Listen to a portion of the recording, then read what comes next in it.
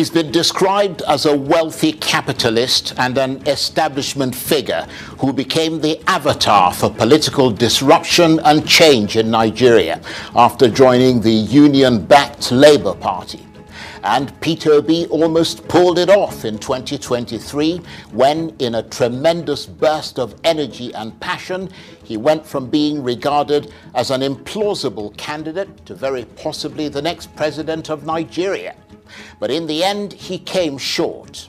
But now, after wallowing in the agony of defeat, he seems poised to return to the hustings and to make a comeback, insisting that the ruling APC party under the presidential leadership of Bola Tinubu remains uninspiring and has failed to deliver the dividends of economic relief, social stability and democracy. So, with 2 years to go before Nigerians take another big ride on the political train, 2 years until the politicians are at war once again over the soul of this country, how complicated is the path to victory for Peter Obi in 2027? Does he have the ingenuity, and perhaps more importantly in the Nigerian context, the resources to pull the lever and effectively challenge the incumbency of President Tinubu?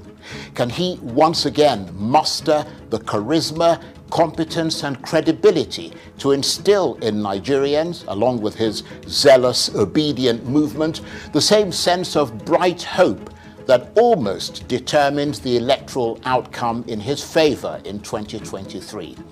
Or will it just be cheap shots galore and nothing to show for it in 2027? I'll be joined imminently and exclusively by the presidential candidate of the Labour Party in the 2023 general election, Mr. Peter Obi. I'm Charles Enyegolu, and this is Arise Prime Time. So, as the fight for the ultimate political prize looms once again, and Peter Obi prepares for another assault at the next presidential election, how does he intend to invigorate Nigeria's ethno-political trident to seal his electoral fate and beatify him in 2027?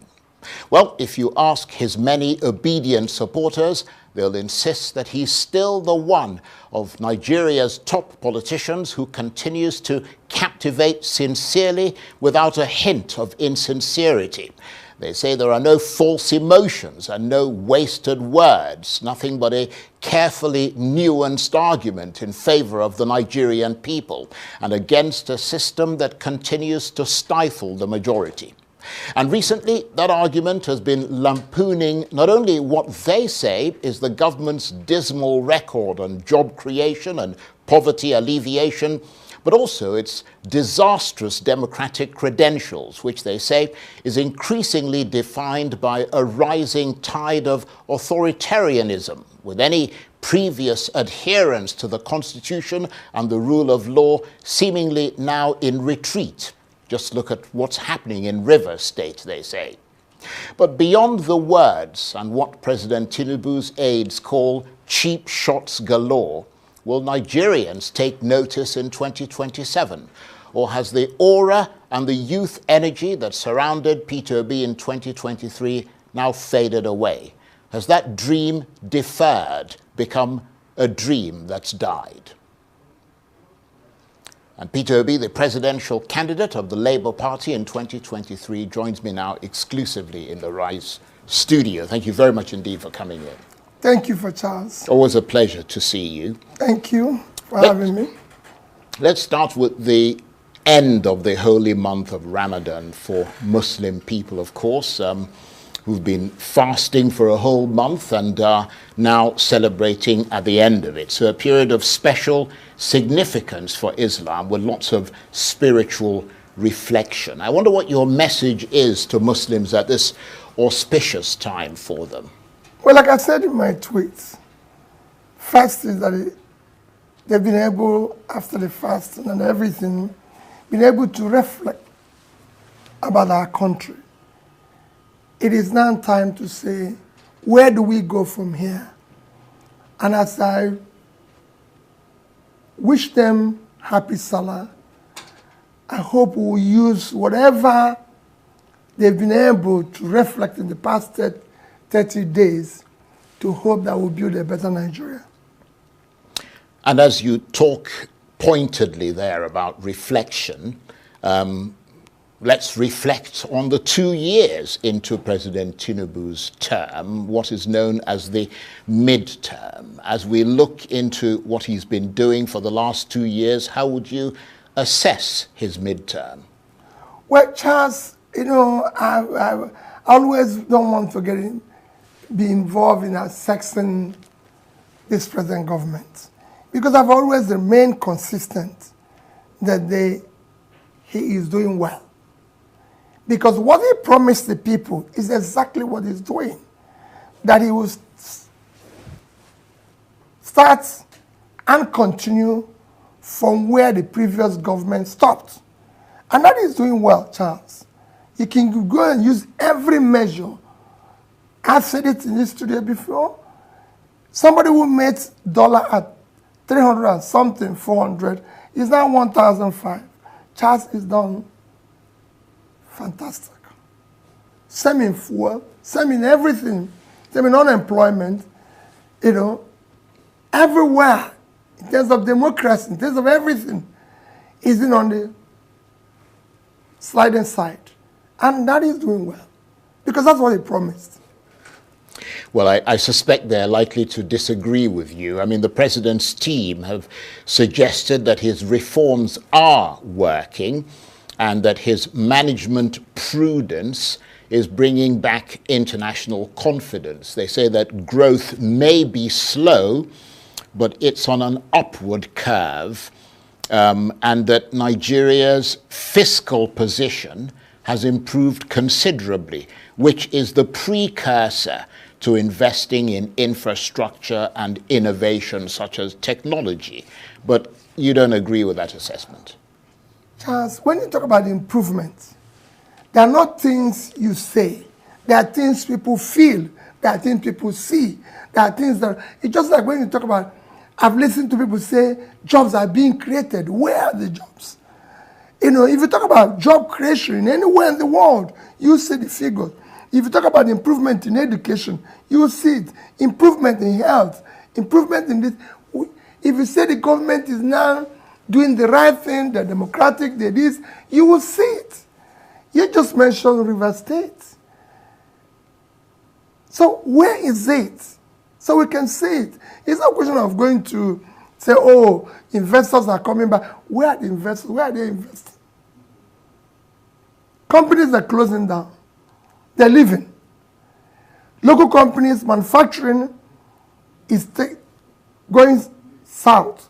So where is it? Clearly, you're not seeing it. Nigerians are not seeing it. Are you possibly, as they say, missing the beat of the moment?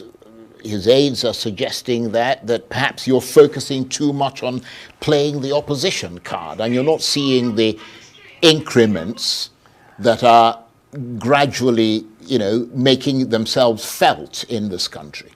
Charles, the Nigerians are not saying it. I am one politician that moves around in Nigeria, and I know the feeling of the people. Yeah, but what about prices in the market? I mean, there have been some, maybe not enormous reductions, but there have been some significant reductions, even in fuel, for example, petrol prices. I mean, where did we start? They've fluctuated Charles, a little, but they've come down. Charles, where did we start? We started at about 200 to over 1,000, and now it's slightly below 1,000. You have to look at where we started. You didn't just say, oh, it's coming down. No, where did we start? What has changed? Consider the income of the average Nigerian. Those who are fortunate to have a job. What it now tells them if they're buying fuel. So basically, your prognosis, your assessment, just to be clear, is that things have got worse, not better, in spite of the reforms that the president has put in. I mean, you're not agreeing that obviously reforms take a while to begin to be felt in the country. The removal of fuel subsidy, the regularization of price of cost of naira and all the rest of it. I mean, you don't think that those things are reforms that needed to be done? Wouldn't you have done that if you were president? Charles, I believe that reforms take time for people to start seeing the gains of it. Well, that's what their argument is. But people have to see a clear roadmap that what they are sacrificing for, let's take fuel subsidy, which they say there's huge savings. Where is the savings being challenged? Well, they said, for example, and I'm not a spokesman for the government, but I have to play the devil's advocate because they're not here. I mean, they said that, for instance, more money is being given to the states. And if you look at the numbers, I mean, the amount of money that the states are getting, I mean, it's higher than it used to be. Although some are making the argument, and I suspect you're making the same argument, that because of the devaluation of the naira, what they're getting is not worth anything. Charles, if you are making a savings, you said, I want to save this money to be able to invest where?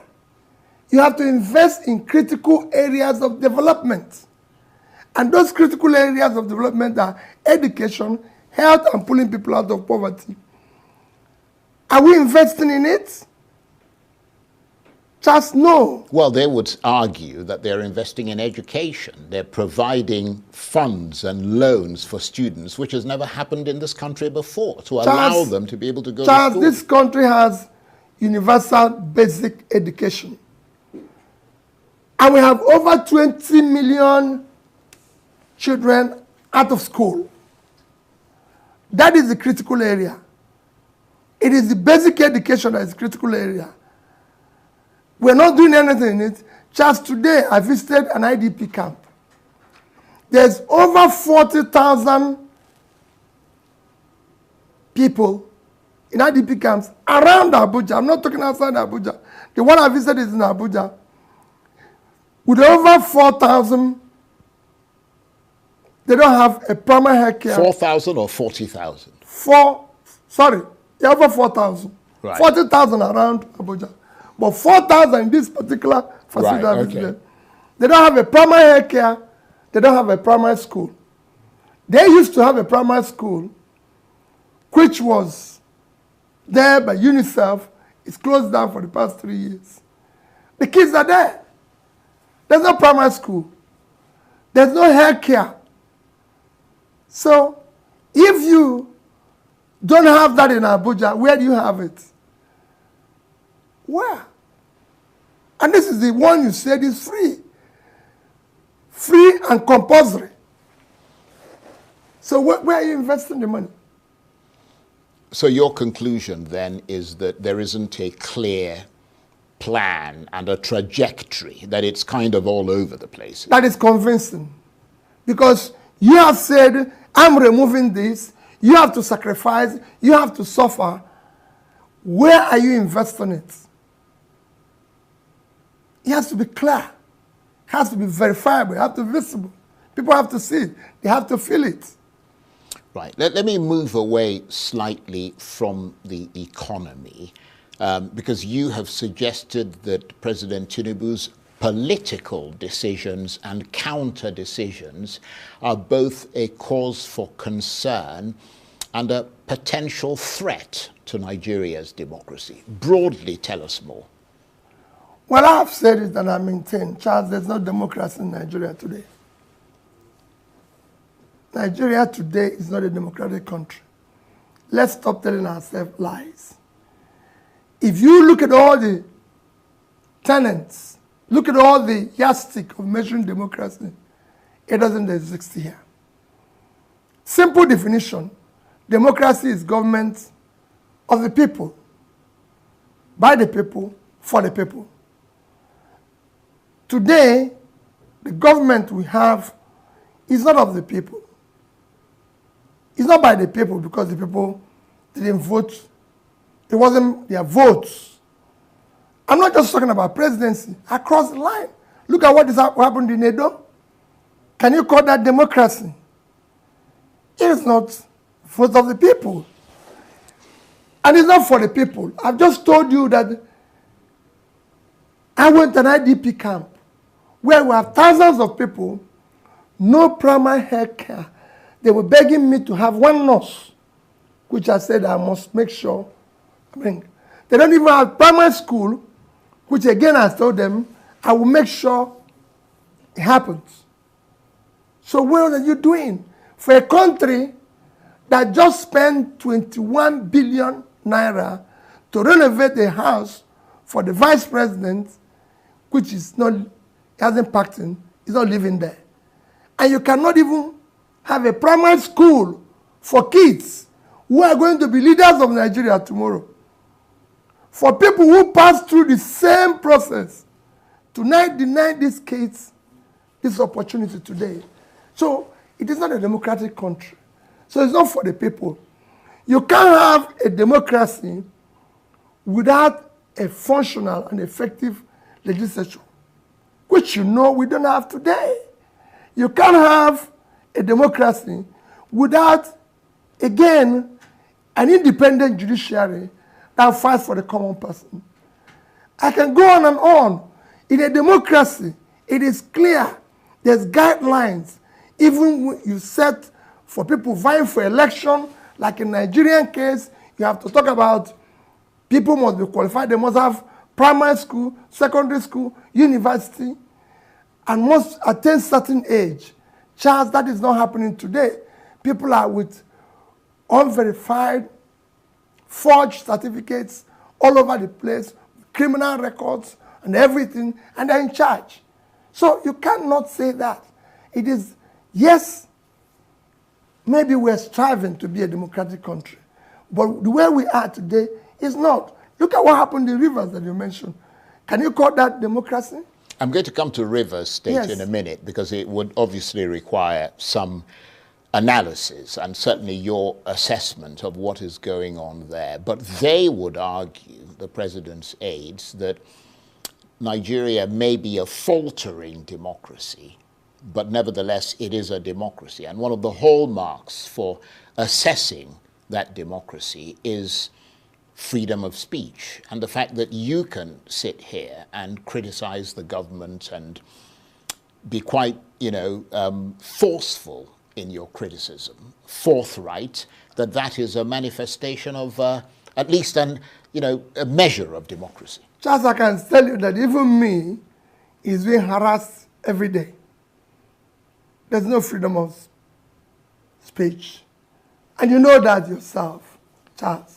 And I can tell you, and there's so many people who are being detained in one place or the other because they've made one statement or anything. Well, I haven't been harassed, to be fair. But yes, yes, maybe you've not been, but I have been.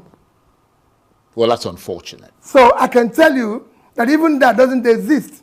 But we're not, when you say, yes, he exists, Charles, when you go for an exam and you score 10%, it's a fail. I'm just giving you the real measure of democracy. We failed in all of them. So it doesn't exist. So having expressed this alarm, what do you anticipate to be the negative consequences of that threat to democracy that you talk about? What track is Nigeria heading towards as a result, and how damaging might that be? And how would you suggest Nigerians go about counteracting that?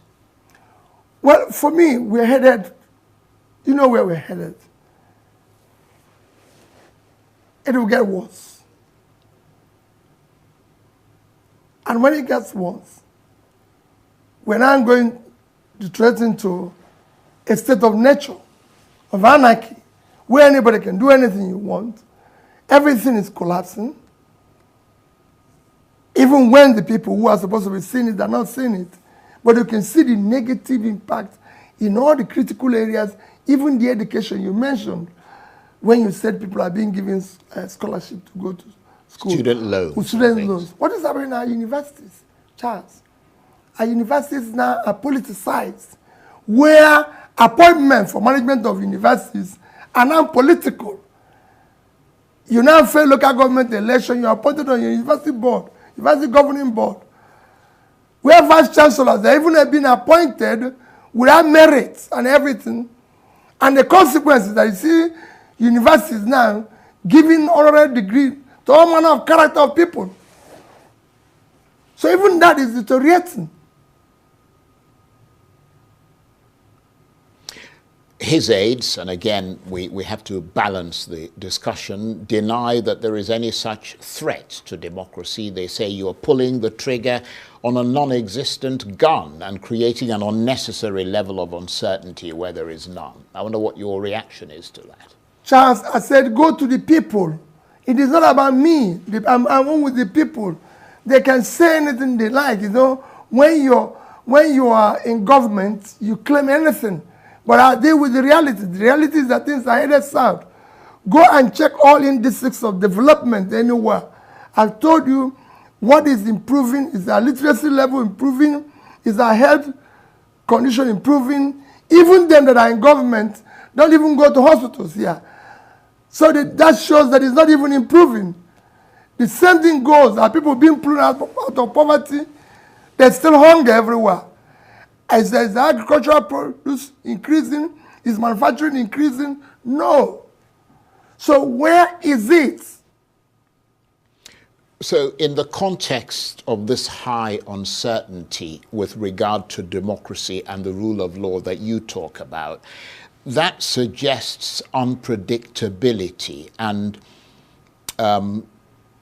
you know, especially for international investors, which is something they do not like. They don't like unpredictability. They don't like the lack of the rule of law because obviously it threatens their investments. And ultimately that has an impact from what you're saying on the economy, doesn't it? That's it. Charles, the first thing you can say that you have a government is security of life and property, rule of law. This is an intangible asset that you cannot ignore. It is critical. People go where there's law and order. Nobody goes where there's chaos. Where do you see the rule of law? You are here. You don't need to. I don't need anybody to tell you. You see it every day. Well, all this talk about democracy and the rule of law leads me inevitably to what you talked about previously, which is Rivers State. I'm sure you've been seeing the rising political temperature there over the past few months, which has heightened with considerable tension. But was it enough for a state of emergency to be declared? Capital no. You cannot, Charles, take the action that has been taken in Rivers State for what happened. There's a clear path to dealing with that issue. Rivers State, for the past 2 years, have become ungovernable for obvious political reasons and interests, which shouldn't be in a democratic environment. It's clear. It shouldn't be. I have been a governor, and I have left government, had issue with the person who had replaced me, with my successor. But for God's sake, the state is far more important than anybody. We have a governor who have been sworn in as the governor. He should be allowed to govern. So what is your sense of what is behind that presidential declaration? Does it all seem straightforward, or do detect a sleight of hand there? I mean, we heard a few days ago the former governor of Rivers State, Rotimi Amechi, alleging that President Tinubu's emergency rule in Rivers State is a tactic to intimidate governors who might not support the president in 2027. Is that a bit far-fetched, or do you subscribe to that school of thought? Well, for me, what happened in Rivers State is very unfortunate and is impacting very negatively to the little or remaining inkling or democratic space we had. He eroded a lot from there. So, as for intimidating the governors for 2027, it shouldn't be. The governors are going to seek re-election. You're going to seek re-election. You're going to seek re-election based on what you've been able to do, your performance. On Nigerians, the governors just have one vote. It is because of what I told you that it is not a democratic country that you are trying to intimidate the governors. So you believe that that's what he's trying to do? If that is what I'm just telling you, if that is what he's trying to do, right, it's because it's not a democratic setting. But is it what he's trying to do? I believe so. I believe so. And of course, the manner in which the National Assembly, you touched on this briefly earlier, approved that state of emergency with a voice vote is continuing to cause ripples across Nigeria and beyond. Do you agree or disagree with those who say that trust and confidence in the National Assembly has been eroded as a result? Completely eroded. Very unfortunate. That's why I said there's no functional legislature. It's not there. Our political setting doesn't exist in any democratic environment. Okay, let me ask you to hold your thoughts there. Let's take a very short break and we will continue with this very interesting conversation, but to give you a minute to get a sip of water so that we can continue this chat. You're watching Arise Prime Time, plenty more still ahead as we continue our exclusive chat with the 2023 Labour Party presidential candidate, Mr. Peter Obi. Stay with us. Welcome back to Arise Prime Time, where we offer perspectives on the news and talking points of the day. I'm Charles Aniegolu. Tonight, the redoubtable and some say relatable Peter Obi, the man who was able to galvanize a wide base of voters across this country that feel stifled by what they see as the bad governance of the two main parties, the APC and the PDP, and the economic crisis that they've plunged the country into. Mr. Obi, they say, gave them the opportunity to say enough is enough. But the APC managed to beat back that challenge, but only barely. And as the next election cycle approaches in 2027, with the economy still limping and President Tinubu looking Janus-faced to many Nigerians with a growing authoritarian side, many believe that his ruling APC party is once again looking vulnerable. And the collective opposition are sensing a moment that is emboldening them. But can they cross the inflection point and turn it into the political tsunami needed to tip the balance in their favor in 2027? And Mr. Peter Obi, the presidential candidate of the Labour Party in 2023, is still with me in the Arise studio. Thank you very much indeed for staying with us. You were talking just before we went on a break about what was happening in Rivers State, the state of emergency that was declared. You said it was unconstitutional, and you felt that the legislature, the National Assembly, had failed in its constitutional duty to checkmate that move. Were you struck by what appeared to be the absence of opposition voices in that process? I mean, you have Labour lawmakers in the National Assembly. You are a Labour man, Labour presidential candidate in 2023. And we didn't really hear much from them in opposition, did we? In spite of your very loud and unequivocal call for the state of emergency to be rejected. I mean, how much does that suggest that not only is the opposition, the Labour Party, very weak, but that you were unable to exert any influence on them? Charles, before I go into the opposition, there were, even in the House of Representatives, a particular Labour member did everything possible to ensure that the right thing was done by ensuring that it is not a voice vote, that is a vote that must be properly recorded. Yeah, you're talking about Obi Agwocha, who Yes, stood up, but that was a solitary voice. That's what I'm saying. Why didn't we hear more voices? At least it's from Labour, because you said no opposition. At least from Labour, at least, and there were others like that. They were shouted down. Even at the Senate, there were voices like that, like former governor of Bayelsa State, former governor of Sokoto State. There were voices. Yeah, but they were not Labour. No. But you said opposition. Yeah. But in Fair general, enough.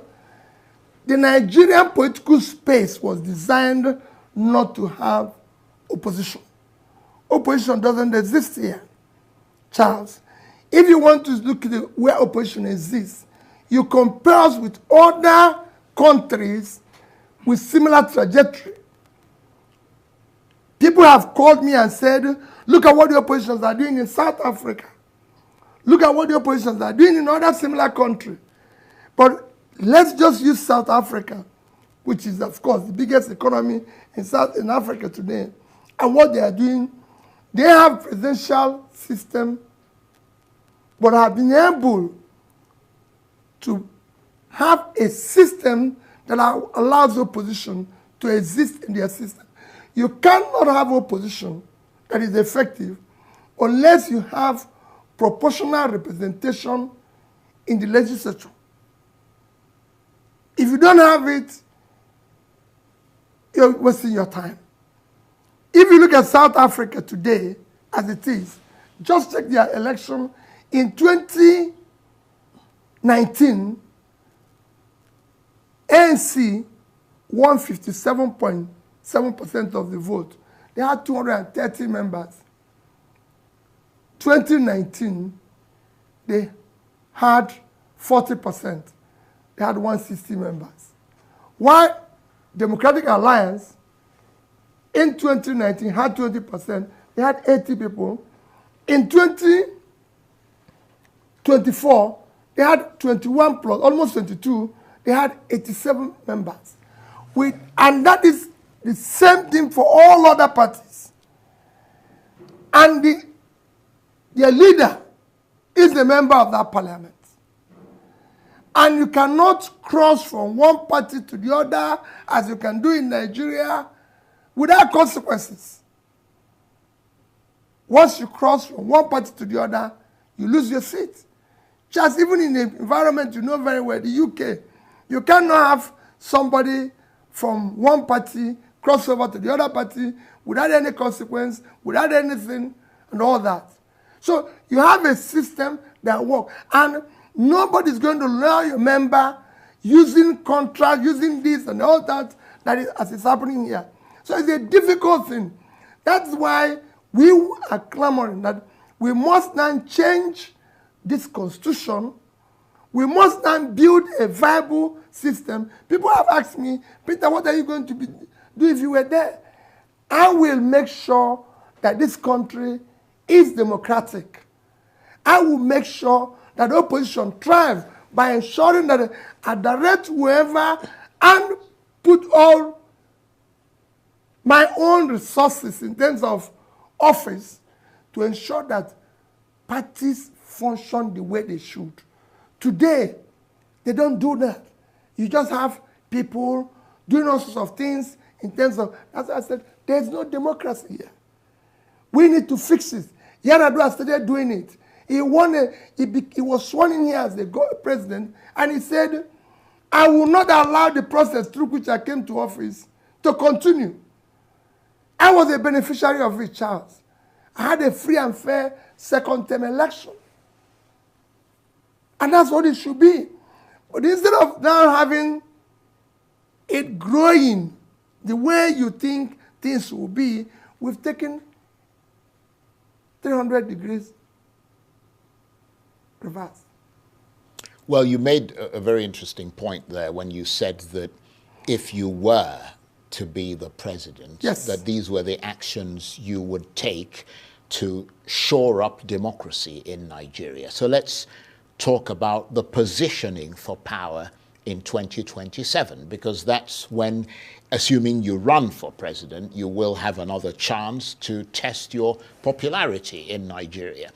Lots of reports about realignments and various political groups and individuals said to be coming together to wrest power from the APC. How much are you in that mix?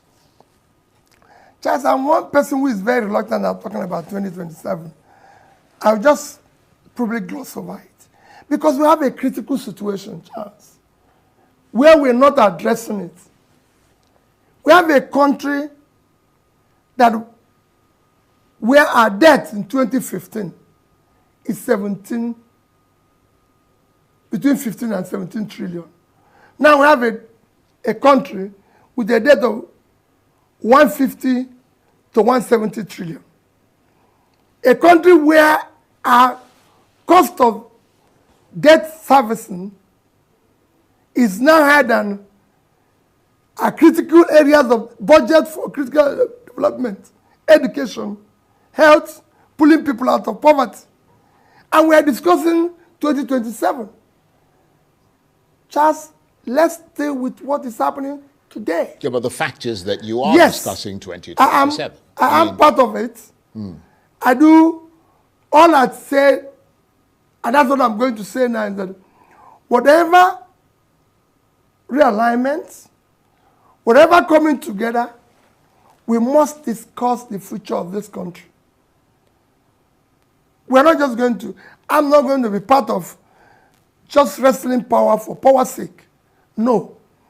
I want to know that we're going to do this in order to be able to invest in education, invest in health, invest in pulling our people out of poverty.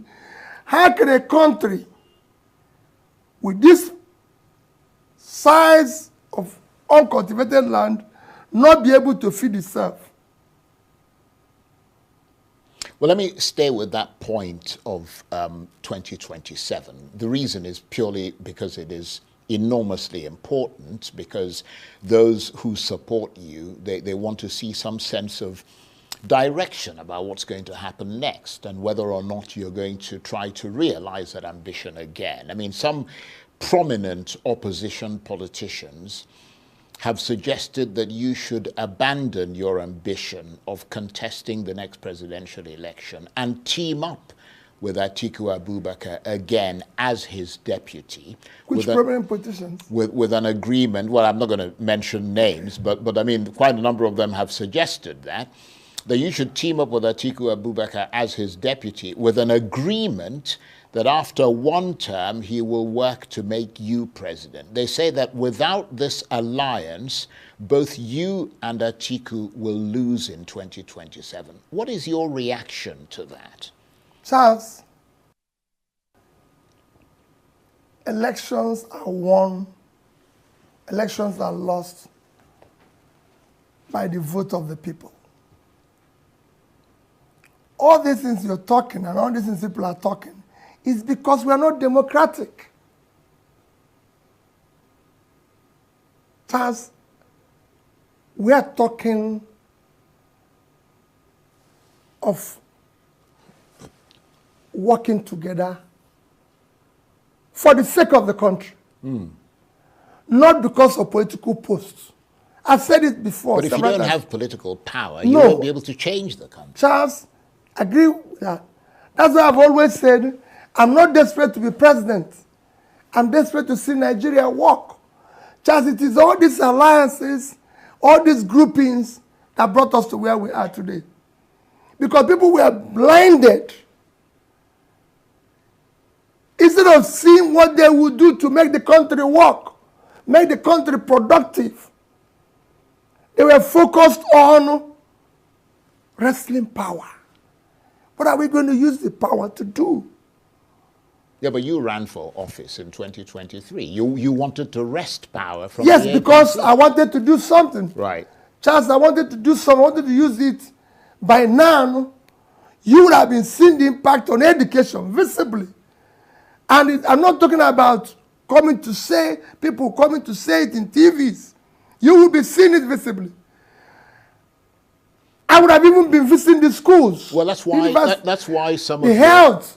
You would have been seeing the primary.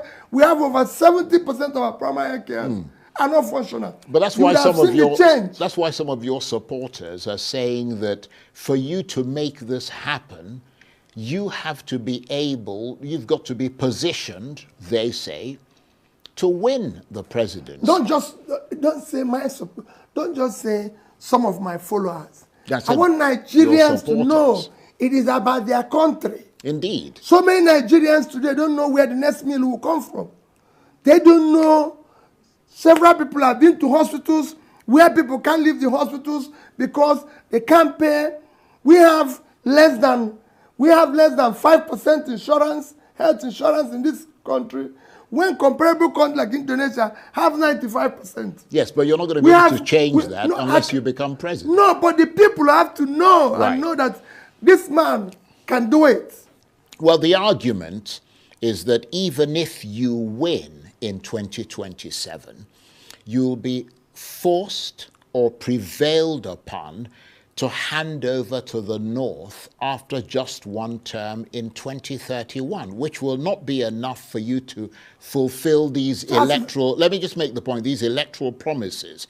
Whereas if you worked with a one-term Northern presidency in 2027, you'd be more likely to scale through in 2031, assuming the North keeps to the agreement. Does that sound like a reasonable proposal to you? Because you mentioned Yar'Adua, who came into office. He had to come into office before he started trying to change things. Charles, the president that is there today, how many years has he stayed? 2 years. And you could see where we are. Look at the turn of things in 2 years. That means that you can change things in 2 years. If I was there in 2 years, Charles, that you would have seen considerable change. In critical areas, I would have tackled corruption head-on. I would have reduced cost of governance. And you will see it. People will feel it. And those monies invested in critical areas. Our primary health care today, I told you, 70% are not functional. And we spent over 35 billion in conference center. Which conference? Who is coming for the conference? You need to invest your money properly. Just you have been seeing borrowed money invested in critical area. A country in Bangladesh with 148,000 square kilometers of land is producing about 60 million metric tons of rice. And us, with over 6 times that size of land, cannot do 10% of that. Charles, there's room here. You talked about devaluation of Naira. There's nothing wrong in devaluation. I would have done something. I would have allowed the Naira to float. But I would have done it in an organized manner. There will be productivity. The idea of devaluing your currency, allowing it to float, to be cheaper, is that you have productivity so you can export, so people can come and buy. But when you don't have productivity and you devalue your currency, it's double whammy because you have nothing to sell. So I would have injected money in productivity.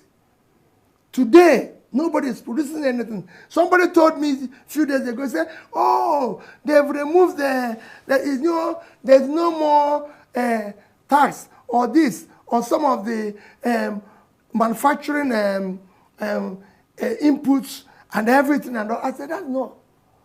How can you manufacture? How can you do business when your interest rate is over 40%? One of the biggest costs of manufacturing today, cost of production today, is interest rate. Just nobody borrows money at over 40% to do a business that is shared. You can only borrow, it's only government that is borrowing that amount of money at that cost. So you need to do the right things, and you can do it. So what would be the thrust of your attack then on President Tinubu in 2027 that might tip the balance in your favor? I mean, you've talked about, the economy, you've talked about democracy, the rule of law, which you say suffered a setback. Given all that, what would be your strategy to erode confidence in the president and convince the Nigerian people to go with you rather than him? It is not enough that your aides are running around. You, who is the main person, have to have an idea, be competent, have the capacity, have the compassion, the energy to do the job. It is not something you can lease out. Governance, leadership, is not something you can just hire somebody else to do for you. You are the leader. You should be the one answerable to the people, doing the right things. You're the chief person, and you should be in charge. We have too much of delegated responsibility here. That shouldn't be. Very briefly, because we're fast running out of time, we've got less than 5 minutes now. Are you going to stick with the Labour Party, given the disarray that's in the party? The disarray is caused by government. Yeah, but it doesn't matter who caused it. No, that's what I'm telling you. Yes. Are you going to stick I'm in Labour Party. I'm in Labour Party. And are you going to stick with the Labour Well, Party? I'm there because I'm there. It's not something I can tell you now. I'm there today. And as time go on, Charles, if it changes, I'll tell you. But I'm a member of Labour Party. And these are one of the things I said I would do. I will make sure that parties work. I will protect democracy and make it work. Some would say Labour Party isn't working under you. No, it has nothing to do under me. I'm not the one running the party. Charles, I've been involved in all this. If government today is democratic and they want democracy to thrive, all these things will work. Right. Put me anywhere. So you can only make the change if you're president. I've told you, Charles, I saw this we had a problem under Yaradua, for example, in my party. He told it in front of me, he told the INEC chief, I don't want all these party issues in front of me. I want it to happen. I don't want all this. So you have to say you're democratic, practice it, believe in it, whether it favors you or not. Because that's what you want. You want to build a better, decent society that is organized. Right. Okay. We've got a couple of minutes left before we have to go, which is rather sad because I'm enjoying talking with you. Before we go, after what's been clearly a rather depressing discussion about the future of Nigeria, cheer us up with one thing that could make this country look better to the world. Well, Charles, I wish I can tell you. The only thing I can tell you is that it is what is happening can be turned around with a competent leader that has the capacity and compassion to serve. Because we have low-hanging fruits. There's nothing in following the rule of law. There's nothing in ensuring orderliness. There's nothing in fighting corruption. You know, people say it's difficult. It is not. If you are not involved, you reduce it by 50%. There's nothing in investing in critical areas of development. We're borrowing money, every left, right, and center. Invest that money properly. Tell Nigerians, come out, Charles, leaders come out every day and address their people. I will make sure I address Nigerians at least once every month and tell them what is happening. They want to know. I want to visit the universities and tell them what is happening. I want to tour the states and see for myself what is happening. That's what it should be. We can change it. It's happened before. On that note, I want to thank you very much indeed, and we really appreciate the time you've taken to come and talk to us. Mr. Peter Obi is the presidential candidate of the Labour Party, or was the presidential candidate of the Labour Party in 2023. Thank you very much indeed. Thank you, Mr. Charles. That's it for this edition of Arise Prime Time. Join us again tomorrow from me and the entire team here in Abuja. Bye-bye, and thank you for watching.